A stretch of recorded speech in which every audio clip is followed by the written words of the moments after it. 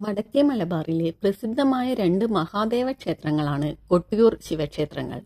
കണ്ണൂർ ജില്ലയിലെ കൊട്ടിയൂർ ഗ്രാമത്തിലാണ് ഈ ക്ഷേത്രം സ്ഥിതി ചെയ്യുന്നത്. ബാവലിപ്പുഴയുടെ തീരത്തുള്ള ഈ നാടിനെ ദക്ഷിണകാശി എന്ന പേരിലും വിശേഷിപ്പിക്കാറുണ്ട്. ഇക്കരെ കൊട്ടിയൂർ ക്ഷേത്രവും അക്കരെ കൊട്ടിയൂർ ക്ഷേത്രവുമുണ്ട്. ഇങ്ങനെ രണ്ടു ക്ഷേത്രങ്ങളാണ് ഇവിടെയുള്ളത്. പരമശിവനും പാർവതിയുമാണ് പ്രധാന ആരാധനാമൂർത്തികൾ. 27 ദിവസം നീണ്ടു നിൽക്കുന്ന ഉത്സവവുമായി ബന്ധപ്പെട്ടാണ് ഈ ക്ഷേത്രത്തിന്റെ പ്രസിദ്ധി. ലക്ഷക്കണക്കിന് ഭക്തർ പങ്കെടുക്കുന്ന ഒരു ഉത്സവം കൂടിയാണിത്.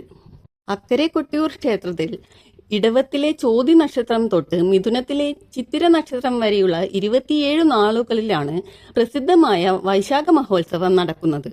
മലബാറിന്റെ വിവിധ ഭാഗങ്ങളിൽ നിന്നും തമിഴ്നാട്, കർണാടക, ആന്ധ്ര സംസ്ഥാനങ്ങളിൽ നിന്നും ധാരാളം തീർത്ഥാടകർ ഈ ദിവസങ്ങളിൽ ക്ഷേത്രങ്ങളിൽ എത്തിച്ചേരുന്നുണ്ട്.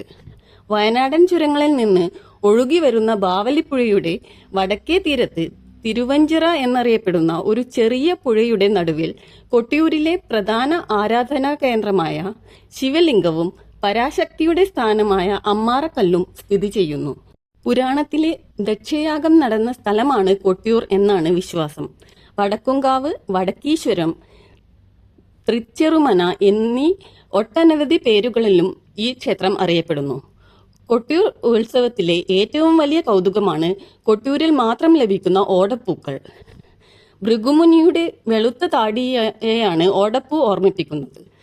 മൃത്യുഞ്ജയമൂർത്തി, ഉമാമഹേശ്വരൻ, ഓംകാരമൂർത്തി, പരബ്രഹ്മമൂർത്തി തുടങ്ങിയവ എല്ലാ ഭാവങ്ങളിലും ഭഗവാൻ ഇവിടെ ആരാധിക്കപ്പെടുന്നു. പുരാണത്തിലെ ദക്ഷയാഗം നടന്ന സ്ഥലമാണ് കൊട്ടിയൂർ എന്നാണ് വിശ്വാസം. ഒരു വൈശാഖ നാളിലാണത്രേ ദക്ഷൻ യാഗം നടത്തിയത്. പ്രജാപതികളിൽ പ്രധാനിയായ ദക്ഷന് സർവേശ്വരിയായ ആദി പരാശക്തിയുടെ അനുഗ്രഹത്താൽ സതി എന്നൊരു മകളുണ്ടായി. സാക്ഷാൽ ഭഗവതിയുടെ അംശം തന്നെയായിരുന്നു സതി. സതിക്ക് പരമേശ്വരനായ ശിവനോട് അതിയായ ഭക്തിയും സ്നേഹവും ഉണ്ടായി. എന്നാൽ ദക്ഷന് ശിവനെ ഇഷ്ടമായിരുന്നില്ല. ശിവൻ ഒരു സന്യാസിയെ പോലെ ശ്മശാനത്തിൽ വസിക്കുന്നതും ഭസ്മം പൂശുന്നതും അപരിഷ്കൃതരെ പോലെ കപാലമാലയും പുലിത്തോലും ധരിക്കുന്നതും സാധാരണ വസ്ത്രങ്ങൾ ധരിക്കാത്തതും ഒരു പർവ്വതത്തിൽ താമസിക്കുന്നതും ദക്ഷന് തീരെ ഇഷ്ടപ്പെട്ടില്ല. സതി ശിവനെ വിവാഹം കഴിക്കാൻ ആഗ്രഹിച്ചു. ഒടുവിൽ ദക്ഷന്റെ ഇഷ്ടമില്ലാതെ സതി സ്വയംവരത്തിൽ ശിവനെ വരിച്ചു. ഇത് ദക്ഷന്റെ കോപം വർദ്ധിപ്പിച്ചു. ശിവനോടുള്ള ദേഷ്യം കാരണം ദക്ഷൻ ഒരു വലിയ യാഗം നടത്താൻ തീരുമാനിച്ചു. ഈ യാഗത്തിലേക്ക് എല്ലാ ദേവന്മാരെയും മഹർഷിമാരെയും ക്ഷണിച്ചു. എന്നാൽ ശിവനെയും സതിയെയും മാത്രം ക്ഷണിച്ചില്ല. യാഗത്തിൽ പങ്കെടുക്കാൻ എല്ലാവരും പോകുന്നത് കണ്ട് സതിക്ക് അതിയായ ദുഃഖമുണ്ടായി. അവൾ ശിവനോട് യാഗത്തിൽ പോകണമെന്ന് ആവശ്യപ്പെട്ടു. ശിവൻ സതിയോട് യാഗത്തിൽ പോകരുതെന്ന് ഉപദേശിച്ചു. ക്ഷണിക്കാതെ ഒരു സ്ഥലത്ത് പോകുന്നത് ശരിയല്ല, അവിടെ അപമാനം നേരിടേണ്ടി വരും എന്ന് ശിവൻ പറഞ്ഞു. എന്നാൽ പിതാവിനെ കാണാനുള്ള ആഗ്രഹം കാരണം സതി ശിവന്റെ അനുവാദമില്ലാതെ യാഗശാലയിലേക്ക് പോയി. യാഗശാലയിലെത്തിയ സതിയെ ദക്ഷൻ പൂർണ്ണമായും അവഗണിച്ചു. ശിവനെക്കുറിച്ച് ദക്ഷൻ എല്ലാവരുടെയും മുന്നിൽ വെച്ച് വളരെ മോശമായി സംസാരിക്കുകയും പരിഹസിക്കുകയും ചെയ്തു. തന്റെ ഭർത്താവിനെ അപമാനിക്കുന്നത് കണ്ടപ്പോൾ സതിക്ക് വളരെയധികം ദുഃഖമുണ്ടായി. ഒടുവിൽ പിതാവിന്റെ ഈ പ്രവൃത്തിയിൽ മനംനൊന്ത് സതി യാഗാഗ്നിയിൽ സ്വയം ദേഹം വെടിഞ്ഞു. സതിയുടെ മരണവാർത്തയറിഞ്ഞ ശിവന് അതിയായ ദുഃഖവും കോപവും ഉണ്ടായി. ശിവന്റെ കോപം ലോകം മുഴുവൻ പ്രകമ്പനം കൊണ്ടു. തന്റെ ജട പിഴുതെടുത്ത് നിലത്തടിച്ചപ്പോൾ അതിൽ നിന്ന് ഭീകരരൂപിയായ വീരഭദ്രൻ ഉദ്ഭവിച്ചു. ശിവൻ വീരഭദ്രനോട് ദക്ഷയാഗം നശിപ്പിക്കാനും ദക്ഷനെ വധിക്കാനും കൽപ്പിച്ചു. വീരഭദ്രനെ സഹായിക്കാൻ ഭദ്രകാളിയെയും ശിവഗണങ്ങളെയും നിയോഗിച്ചു. വീരഭദ്രൻ ഭദ്രകാളിയോടും ശിവഗണങ്ങളോടുമൊപ്പം യാഗശാലയിലേക്ക് പാഞ്ഞെത്തി. തുടർന്ന് ഭയങ്കരമായ യുദ്ധം നടന്നു. വീരഭദ്രനും ഭദ്രകാളിയും ദക്ഷന്റെ യാഗം നശിപ്പിക്കുകയും യാഗത്തിൽ പങ്കെടുത്ത ദേവന്മാരെയും മഹർഷിമാരെയും ആക്രമിക്കുകയും ചെയ്തു.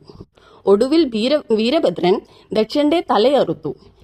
യാഗശാല രക്തക്കളമായി മാറി. ശിവൻ യാഗശാലയിലെത്തി സതിയുടെ ശരീരം കണ്ട് വിലപിച്ചു. ദേവന്മാർ ശിവനോട് മാപ്പ് പറഞ്ഞ് സമാധാനിപ്പിക്കാൻ ശ്രമിച്ചു. ഒടുവിൽ എല്ലാവരുടെയും അഭ്യർത്ഥനയാൽ മഹാദേവൻ ഒരു ആടിന്റെ തല വെച്ച് ദക്ഷനെ പുനർജീവിപ്പിച്ചു. ദക്ഷൻ തന്റെ തെറ്റ് മനസ്സിലാക്കി ശിവനോട് മാപ്പ് ചോദിച്ചു. ശിവൻ ദക്ഷനെ അനുഗ്രഹിച്ചു. ഏറെ ദുഃഖിതനായ ശിവൻ സതിയുടെ ശരീരവുമായി കണ്ണീരോടെ അലയാൻ തുടങ്ങി. ശിവനെ ഈ അവസ്ഥയിൽ നിന്ന് മോചിപ്പിക്കാൻ മഹാവിഷ്ണു തന്റെ സുദർശന ചക്രത്താൽ സതിയുടെ ശരീരം 51 കഷ്ണങ്ങളാക്കി ചിതറിപ്പിച്ചു. അവിടെ ചെന്ന് പതിച്ച സ്ഥലങ്ങൾ എല്ലാം ഭഗവതിയുടെ സാന്നിധ്യമുള്ള 51 ശക്തിപീഠ ക്ഷേത്രങ്ങളായി മാറി. ഭക്തർക്ക് അനുഗ്രഹം ചൊരിയാൻ പരാശക്തി വിവിധ ഭാവങ്ങളിൽ അവിടെ കുടികൊണ്ടു. തുടർന്ന് വൈരാഗിയായ ശിവൻ കൊടും തപസ് അനുഷ്ഠിക്കാൻ കൈലാസത്തിലേക്ക് പോയി. പിന്നീട് കൊടും വനമായി തീർന്ന യാഗസ്ഥലം കുറിച്യരുടെ വാസസ്ഥലമായി. ഒരു കുറിച്യ യുവാവ് അമ്പിന് മൂർച്ച കൂട്ടാൻ ഒരു കല്ലിൽ ഉരയ്ക്കുകയും കല്ലിൽ നിന്ന് രക്തം വരികയും ചെയ്തു. ഇതറിഞ്ഞ പടിഞ്ഞീറ്റ നമ്പൂതിരി കൂവയിലയിൽ കലശമാടിയത്രേ. വൈശാഖ മഹോത്സവം ആരംഭിച്ച് ക്ഷേത്രത്തിൽ ഇന്ന് കാണുന്ന ചിട്ടകൾ ഉണ്ടാക്കിയത് ശങ്കരാചാര്യരാണെന്ന് കരുതപ്പെടുന്നു. Thank you for watching. Please like, share and subscribe.